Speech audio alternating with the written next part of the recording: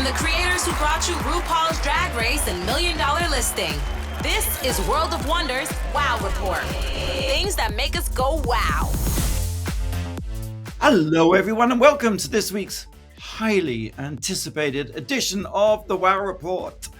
I am Fenton Bailey, co-founder of World of Wonder. I'm thrilled to be here this week with the one and only James St. James, the world's first celebutante, best-selling author and host of Wow Podcast Network, Night Fever.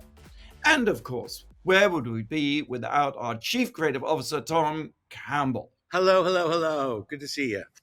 Good to see you, Tom. Why don't you kick it off at number 10 as we count down the top 10 things of the week that made us go, wow!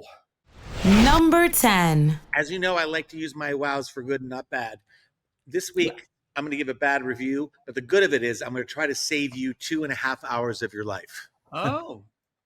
I do like Dark Tom. This is the second week in a row that you've gone negative. Is this a whole new Tom? Is this something we need to be on the lookout for? You're just going to have to tune in every week and see which way I go. I'm so unpredictable now. I like Dark Tom. I do too. Don't encourage Dark Tom. Well, speaking of dark, with all due respect, my friend Greg, who I love, said, let's go see the new Jennifer Lawrence movie at the theater, and she's going to do Q&A afterwards. So I hauled my cookies after work all the way to Universal City, sat down and watched Die, My Love. Have you heard about this? Yeah, I've heard about this, yeah. It's the Jennifer Lawrence, Robert Pattinson movie. I love Robert Pattinson. Yes. I mean, it's a prestige film. It is being set up as Jennifer Lawrence's return to the cinema. On the positive side, I will say she is a great actress and a movie star, as is he. And Sissy Spacek also has a part. But the subject matter is so deeply depressing. And listen, to each his own. It's told in sort of snapshot scenes. Some of them are out of time, but a young couple are moving to this beat up old house that of course has perfectly cool contrasting wallpaper. I mean, it's just everything's so visual and beautiful. You got Fenton right there. He's a wallpaper fanatic. They just seem in love and everything seems great. And they seem like funky and cool and nonconformist. And she gets pregnant and you realize that she is on a very steady decline into psychotic behavior. Oh. It's a beautifully made film. There's nothing wrong with it. It's prestige. It may win awards, but it's 2 hours of relentless sadness. Yeah. And sometimes there's occasions where they're making love, or it's really well shot, and there's a lot of talk about intimacy coordinators. They didn't need one. They felt very comfortable with each other. They did movement classes, Robert and Jennifer, before they did interpretive dancing for like a month or something. They're really, in tune and uninhibited, and it's sexy. And there's these times you feel like you're inside of her psychosis, I think is the word. But most of the time, my friend Red said it the best, because we talked about it afterwards. I felt like I shouldn't have been there. Like I was witnessing something I shouldn't have seen. I've never seen that story told of someone just basically gradually going crazy. So I was going to ask you if there was sort of inciting incidents or some sort of rationale, or was it just a slide? No, I think it was very accurate, because I think it's banal. I think she was always strange, and she has a baby. It comes up a lot in dialogue. It's like, is it postpartum depression?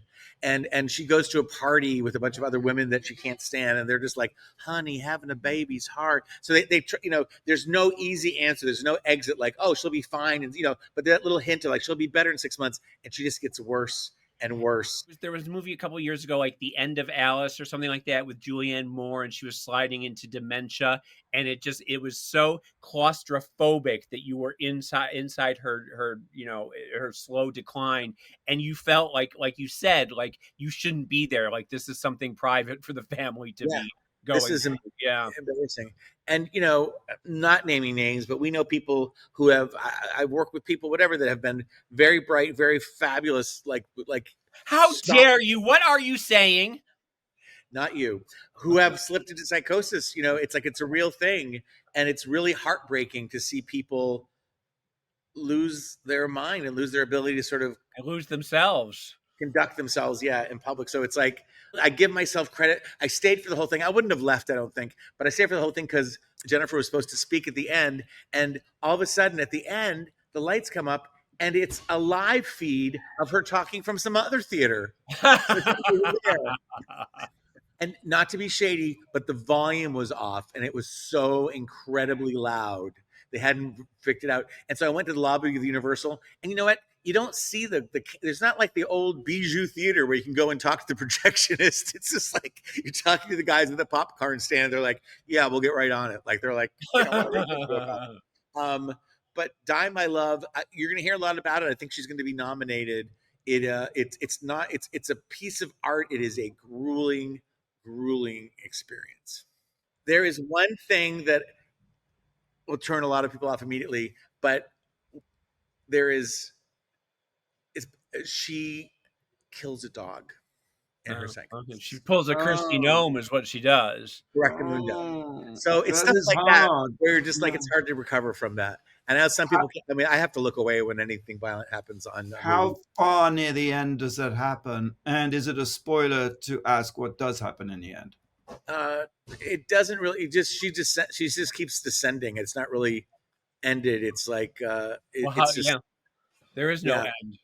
Again, it was very accurate as a result. I think it was wildly accurate. There's nothing wrong with what they did, and and she's with the baby that she doesn't harm. But like the whole time, I'm thinking, oh my God, the baby. Anyway, right. Sequel, as Blake observed pithily in the comments section. Die harder, my love. Thank you, Blake. All right. So that is in theaters right now. Number 9, James, please. Number 9. Frankenstein on Netflix. Guillermo del Toro's absolutely heartbreaking masterpiece starring Jacob Elordi, who is mesmerizing. Give him all the awards right now. The story, the cinematography, the costumes, the set, the acting is all stupendous. It's unbelievable. Guillermo has said that he did not rely on CGI. He built this giant ship, this wooden ship that you see in the beginning and the end. There's so much fantastic costuming. The creature, the prosthetics that Jacob Elordi wears are just beautiful. Like I said, he's absolutely mesmerizing. The story is split into 2 parts. And the first part is Victor Frankenstein's story. It's the story that we know of building the monster, Spoiler alert, he is the monster. He is just absolutely, I've never hated a character more in my life. When the creature opens his eyes, he is gentle and sweet and childlike and full of wonder. And the first thing Victor does is chain him in this dark, wet catacombs below the castle, and proceeds to beat him mercilessly, just sadistically. And it's heartbreaking. And Victor, it just becomes more and more evil and more just terrible. And eventually the creature escapes. And that is part 2. And that is the part 2 is the better of the 2. And it's the most heartbreaking part of the story. It's the monster telling his story. And the monster, of course, as we know from every Frankenstein story, he finds the old blind man in the cottage, and but at this time they end up spending like a year together, and the blind man teaches him about philosophy and heaven and hell and good and evil, and they very, very good friends. And then eventually the old man dies, and the themes here, because there's a lot of big things going on, a lot of daddy issues. Everybody has the monster has daddy issues. Victor has daddy issues. The themes of forgiveness and revenge, because the monster decides that he is going to kill Victor. He hunts Victor down. And the idea of torment of life everlasting because the monster cannot die and he is doomed to walk forever on the planet alone and be alone in his monstrosity. I'm going to do it again. I'm on our Monday Wow Report Live. I'm going to talk about it some more, so come in for that, because I went to ChatGPT again and I asked to compare and contrast the themes of Nosferatu and Frankenstein. I And was just going to ask about that because it does call to it mind the recent remake of Nosferatu It in terms does, of and it's gorgeousness interesting and because the monster in Nosferatu is an actual monster, and this is someone who has been labeled a monster and is not he is the least monstrous of all the characters in the movie. He is led to violence through the violence that has been inflicted upon him, and also the idea that sexuality is something of shameful in Nosferatu, is the evil comes from that shame, and this the is sort of celebrating the joy and the beauty of sexuality and things with Mia Goth, who is so wonderful in it. I want everyone to watch it. Everyone within the sound of my voice, I think, needs to watch it, because this year we've had a wealth of great movies. My 3 favorite movies: Sinners, Kiss of the Spider Woman, and Frankenstein. They're just all 3 spectacular films for different reasons. But this is one of the most beautiful movies of the year. should it not be seen on the big screen?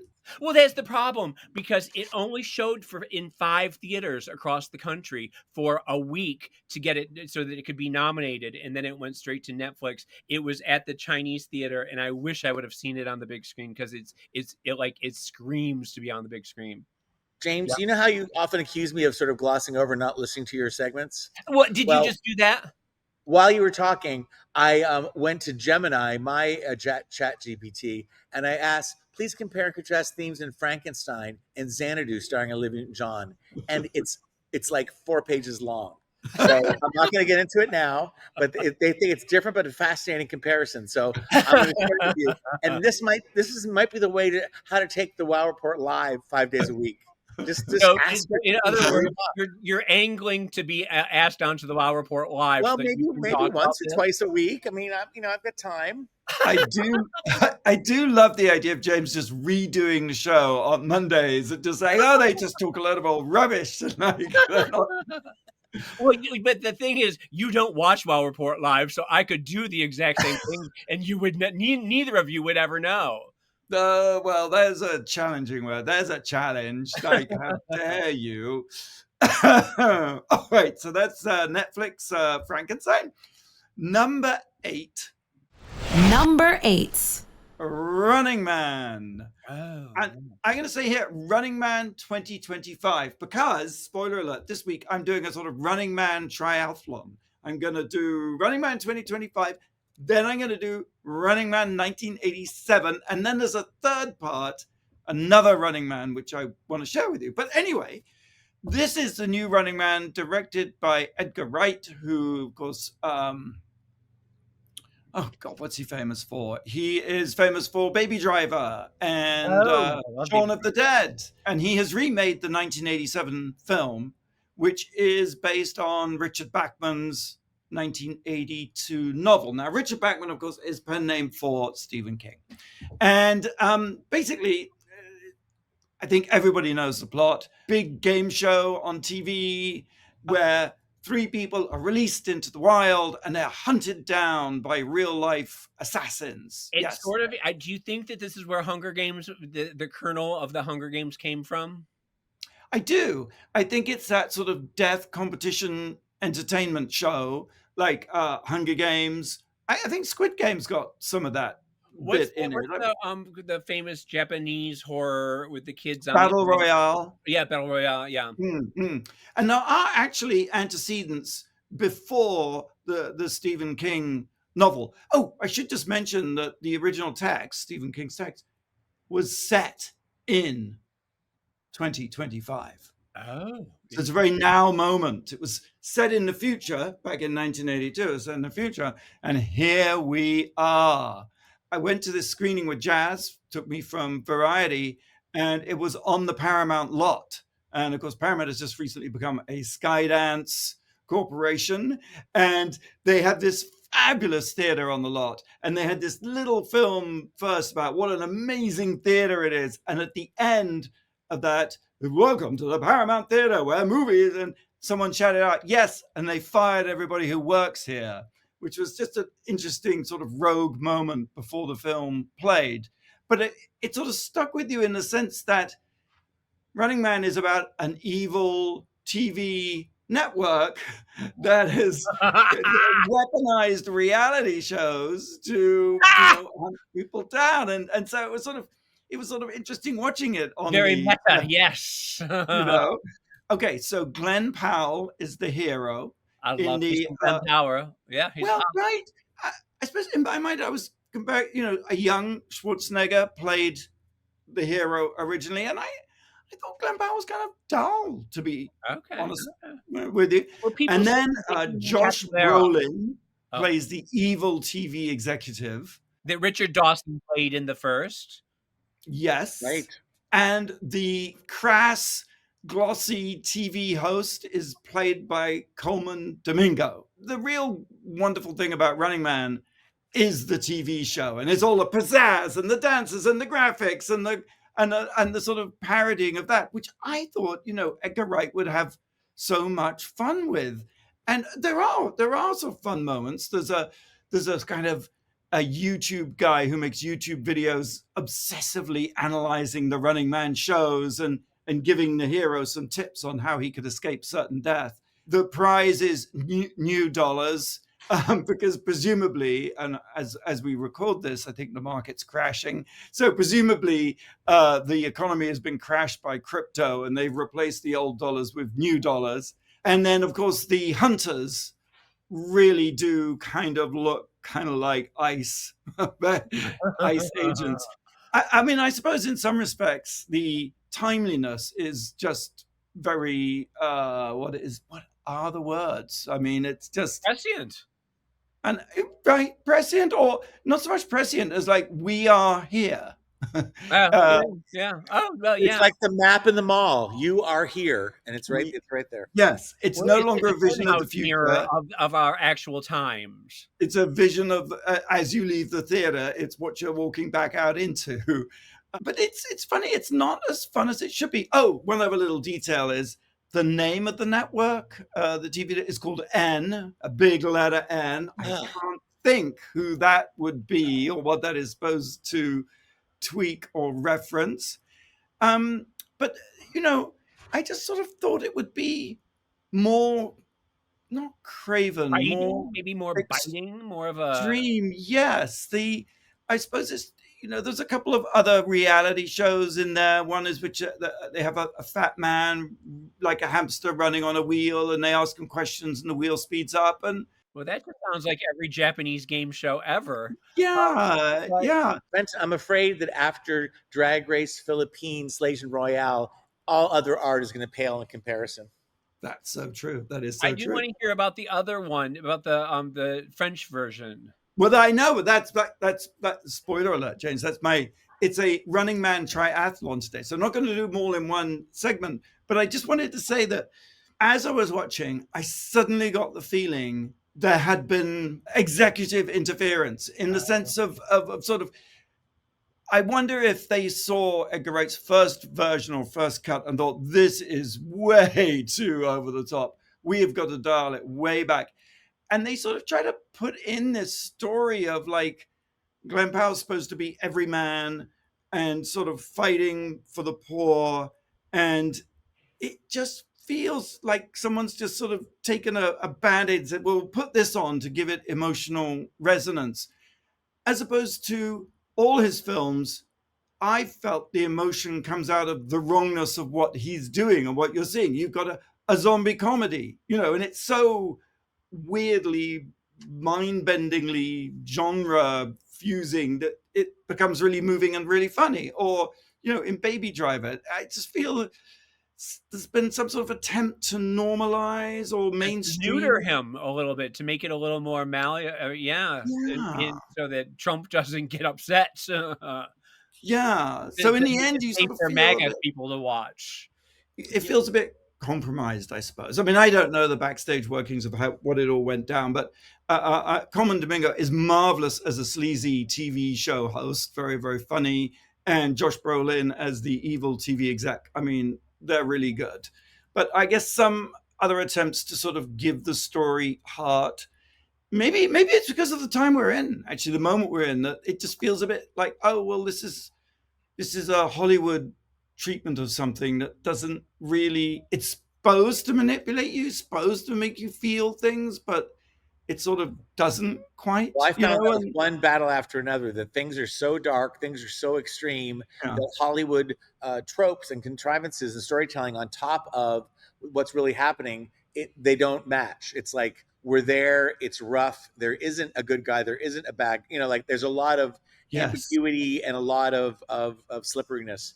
Yes, but I think that's perfectly said. And as a result, you either wanted it to be far more extreme, which would be hard for it to be, I suppose. Which would be Die, My Love. Right. Right. Yes. So that's Running Man. I think it'll do probably really well, actually. Let's take a quick break. Speaking of Running Man, Drag Race the Experience. That's right. It's an immersive experience.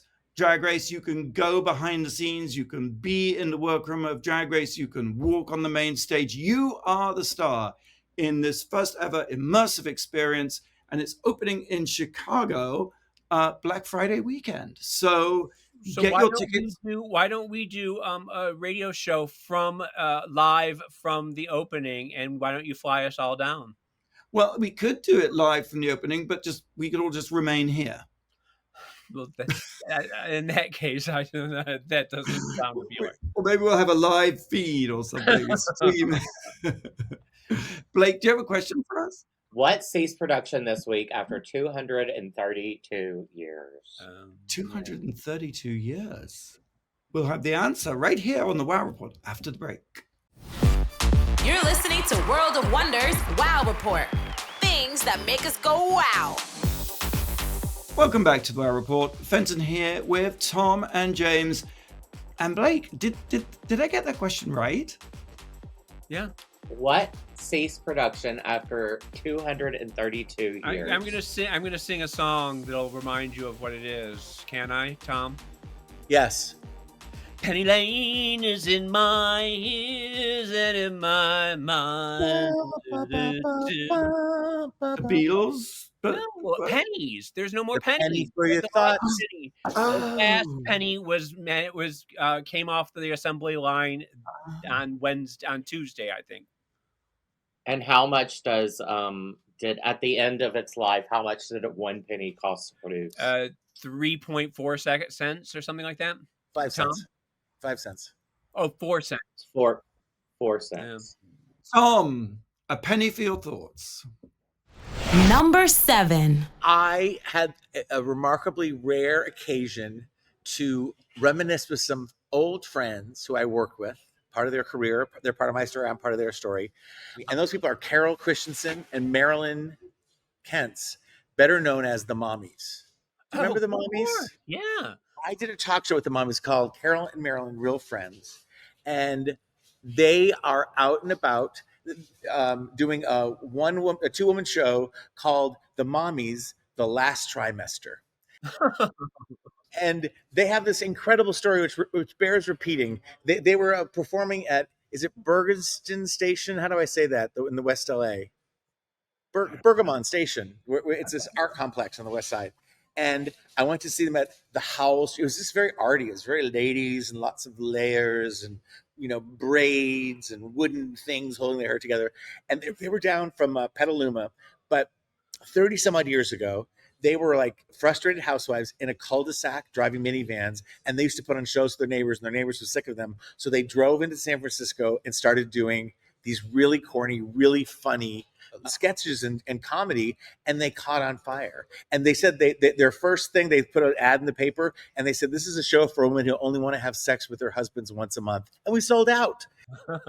Comedy's always supposed to be hip and edgy and all that. They were sucking in the mainstream people, and especially women. And they tell about how life is so funny, and they felt like frauds. They were getting big, and they were going on the road, and they hated it because they were away from their family, so they were crying all the time. And so they were taking time off. They were going to quit the whole thing. And their manager, some guy who saw them in San Francisco, like, buddy, he said, "Listen, I just booked you at the Montreal Comedy Festival," which is like, was a big deal in the 90s, and like Seinfeld, and everybody's there, and they're there, and they have this feeling, and they perform. People love them. They get a call from their manager buddy after they're all done, and he's like, "Listen, there's a bidding war. ABC, NBC, and CBS all want you for a sitcom." So they went from like literally the cul-de-sac, and they went with NBC, and they flew down, and they moved their families, and their husbands quit their job, and they did a sitcom when every comedian at the time was getting their own sitcom, and they showed clips of it, and it wasn't very good, and it got really bad. They would read the reviews and TV Guide. They weren't really actors, but they point out, and rightfully so, that they got to pick their showrunners, and they picked these two guys who had kids their same age. He goes, but they lived in Montecito. Like, they were so, and that's when I came into life, because they had, quote unquote, not succeeded at sitcom, but they were just so fun together, and they had such a great point of view. And I was working in daytime, which is that kind of woman. So we launched a huge year-long show. Stuart Krasna, who was hot off of Ricky Lake, lots of money, lots of things, and for whatever reason, it did not meet expectations. And it was weird, because if it had been a network show, it would have been canceled. But because of daytime and the way it can always work, it was on for a year. So there's something about being on for a year, trying to fix your show. That's why I have such respect for daytime people, to try to fix your show that's on at 10 o'clock every morning in New York. But it ended up being let go. Barbara Walters replaced it with The View. I was lucky to be part of that too. But they didn't trash me. I didn't tell them I was coming. And I thought maybe I was going to be part of like the evil corporation that knocked them down. But I was not. And they were lovely. And one of the things is they met JFK Jr. during that time, and he knew them, and that was like their reward, because he's like, yeah, you're on I go on my treadmill every morning at 10, and you're right there, Carolyn, Marilyn, real friends. So they had fun that way. And then they ended it just by saying that with the way that men age and women age, and that now they appeal to men who only want to have sex with their wives once a month. Boom. Thank you very much. And the only other fun thing is that Carol's son, fully grown, who was like a teenager when I knew him, they are learning a long show. And so he's the voice of God. He sits back there with the script when they forget, which turns into the funniest parts of the show when they go off script, and he sort of like prompts them with a little talk. So they're playing around. I don't have any dates, but they're up and down. Yeah, are they touring? Is that what this is? Yes. And they're they're ambitious, but they're not going to go to Carnegie Hall right away. But they were around, and it was a full crowd. It was a lot of joy, and it was a great way to catch up with old friends, to hear their 2-woman show about their career and where they're at. And Marilyn now is, I think, 75 years old. So it's like, it's a lot to memorize a 2-hour show. So anyway, it was a delight. It was great to see them. I gave them big hugs afterwards, and I think they were genuinely happy to see me. So see the Mommies, the last trimester, wherever it may be playing. Google, use your computer. Excellent. Number 6, James. Number 6. There's a new style star in town, the incoming First Lady of New York City, Rama Mamdani. People are going bananas for her super chic style. She has this wonderful bob. She has this sort of like boho Brooklyn artist vibe about her. And there was a recent article called Rama Mamdani Has Killed the Shift dress. Explaining that she does not conform to the typical style of a political wife. And, like shift dresses are what Jackie Kennedy was famous for.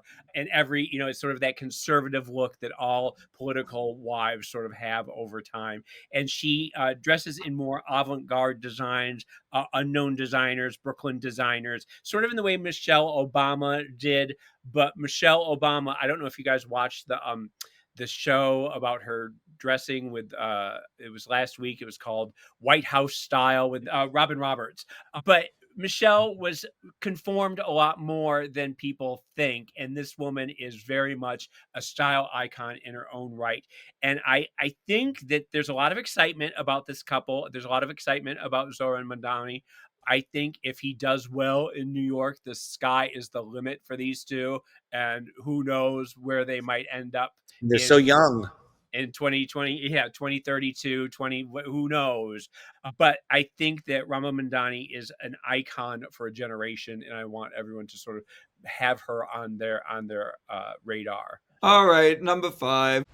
Number 5. The Running Man Triathlon continues. I want to talk about Running Man 1987, which I rewatched. Now, in the New York Times reviewing Running Man 2025, Manohla Dargis said that there was an agreeably crude 1987 movie starring Arnold Schwarzenegger, directed by Paul Michael Glaser, parenthesis Starsky and Hutch, right? Yes. And featured acres of spandex, paper cutouts for characters, primitive special effects, and sloppy action sequences.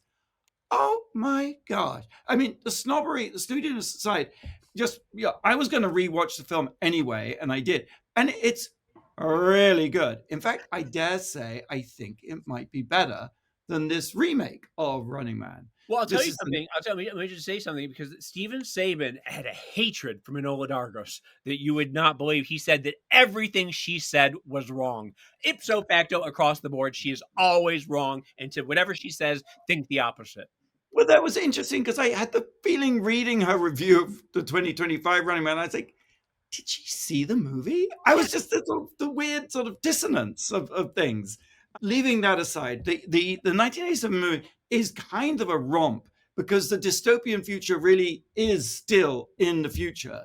And of course, this version came out same year as RoboCop, which is another fabulous romp in the dystopian future. Arnold Schwarzenegger plays the hero, and he was kind of peak. I mean, I think it's the best Arnold Schwarzenegger movie there is. Well, they held it back because of Predator. He was in Predator that year as well. And they delayed the release until later in the year. The 1987 version is set in 2019, which is interesting. And LA has been destroyed by a quake, the Great Quake of 97. And this is the arena, as it were, for the game show in which the criminals are released and hunted down. In this case, Arnold is not he's accused of starting a food riot. He's called the Butcher of Bakersfield. He wasn't responsible. He was an innocent helicopter pilot working with the police, but that's a bit of a diversion. And the network is called the ICS, the Intercontinental Satellite Network, because this was a time when satellites were kind of sexy and new, and it was all like, Terminator, Skynet type vibes going on. I do think the movie is somewhat stolen by Richard Dawson, who was the host of Family Feud from its inception in 1976.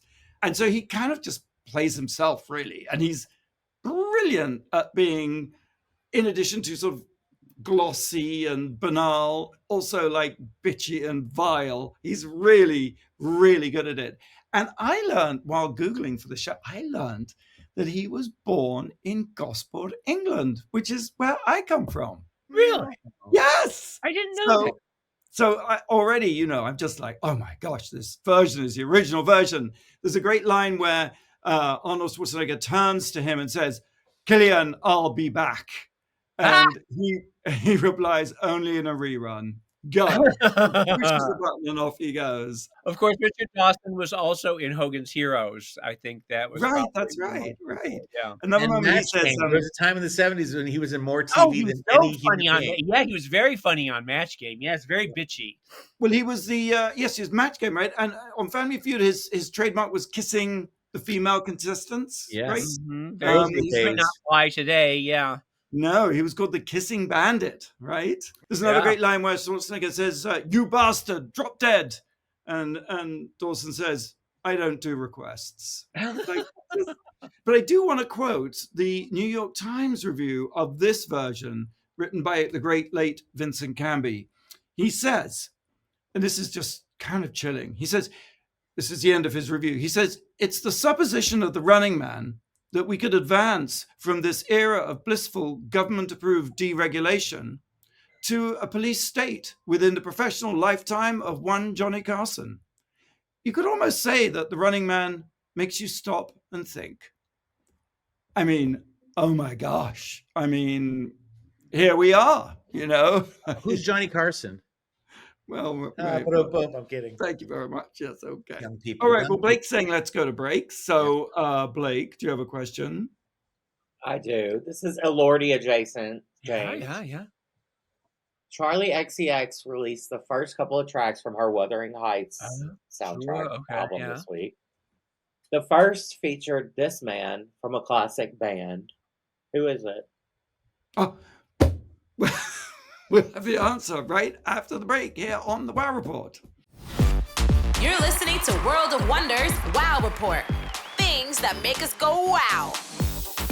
All right, welcome back to the Wow Report. I'm Fenton here with Tom, James, Blake. We're counting down the top 10 things of the week that made us go wow. Before Blake gives us the answer to the question, I just got to say, I hope you're watching Wow Presents Plus because we have 3 originals, new originals. My Untucked Life, which is a behind-the-scenes look at some of your favorite drag queens made by themselves. Sort of a day in the life. Currently, Serena Marina is the new episode coming up on Wednesday.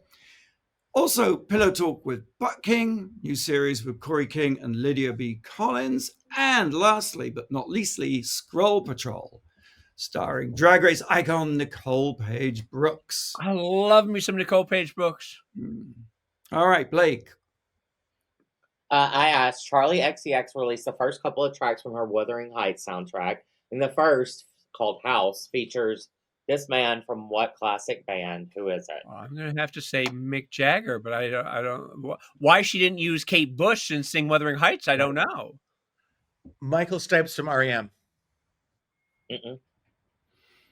Oh, I have no clue. It's John Cale from the Velvet Underground. Really? Well, that's an interesting collaboration. I might have to look into that. We are counting down the top 10 things of the week that made us go wow. Number 4, Tom. Number 4. I want to turn you on to a new show I found out about. It's called No Honestly. And it's a British sitcom that was produced in 1975 for 13 episodes. And how did I come across? And I've seen it, but I'm rewatching it. I'm re-binging it. Let me tell you why. This week, we lost great actress Pauline Collins. You probably best known for Shirley Valentine. That movie. I was Shirley Valentine. I am Shirley Valentine. Yes. I have made my whole life is based on being Shirley Valentine. And I get slightly obsessive with obituaries, and because a lot of times, when's the last time you thought of Pauline Collins? It's been a while, but it's great to see her thing. I guess she started, her first prominence was in Upstairs, Downstairs, which aired here on PBS. And she did it. Then she met her husband, John Alderton, there, and they fell in love and they were together to the very end. But they did a sitcom that I watched as a kid once. You know how as I use YouTube to I will watch every Edie Gourmet performance 9,000 times. Any spontaneity of that gay moment has been relived over and over and over again. Well, there's this cute as a button sitcom called No Honestly. I know you were meant for me because and it's modern references alert. It's they're like Burns and Allen. They just sit and they talk about themselves, and she's just very British. And I made Fenton watch a little bit of it. He hadn't heard it.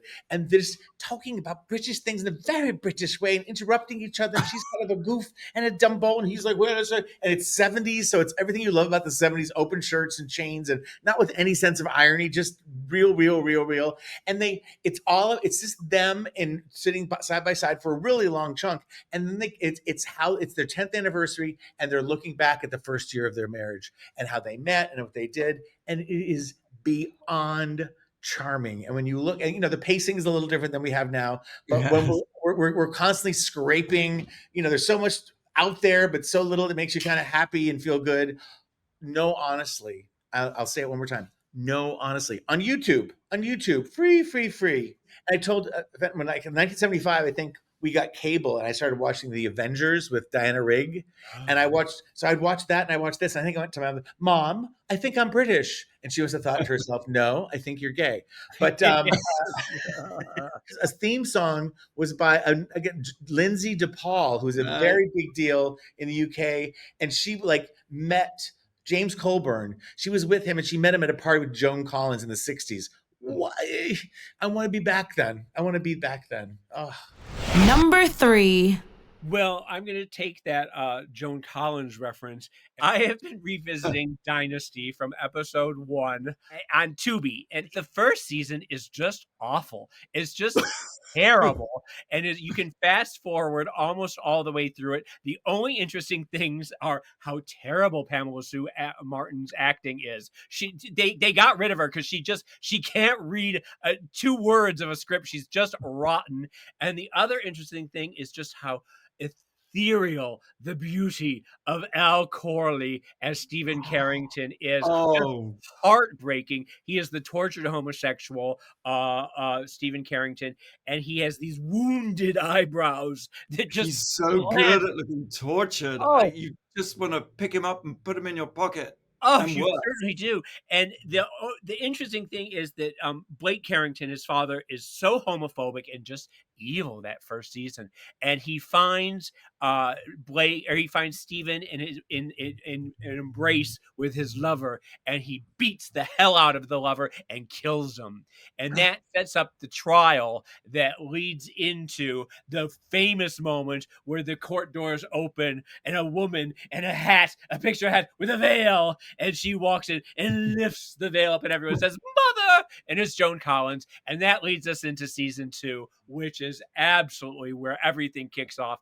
And every episode, I want you to know, of season 2 features Joan Collins lifting a veil on a mat with a matching hat and puffing on a European cigarette and saying, "Blake, how dare you?" And then she stabs the cigarette out and lowers the veil again. And every queen in the country swoons and applauds.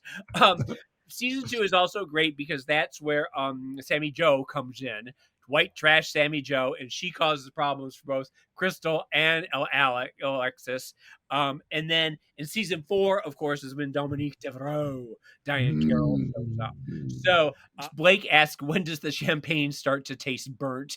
And that would be season 4 with Dominique Devereaux. The two were bitch offs together. Yes. So anyway, so I've been doing that. So the interesting thing is you talk about the 70s and the pacing is different, and this is the 80s and the pacing is still very different, where you will have 3 whole segments and it's just one scene. You know, you would never have that on a soap opera today where you have to smash 4 scenes into every segment. You know, it's very bizarre how they just sort of will. I forget the Instagram handle, but for a while someone was stringing together the A stories of like Dynasty and stuff. So you didn't have to go to all those awful B stories of those actors that came and went. And it would just be like the Joan Collins A story for the thing, those scenes back to back. And it was really, that's the way to rewatch them if someone could. All right, number 2. Number 2. James, by special request, Running Man, 1983. It actually wasn't called Running Man. It's called Le Prix du Danger. And it was a French film directed by Yves Boisset. And it begins with a man fleeing on foot. He's chased by the killers. It's the exact same setup as Running Man that I already explained. He gets in the river. They climb on they get in a boat, and they literally club him to death with oars and chains.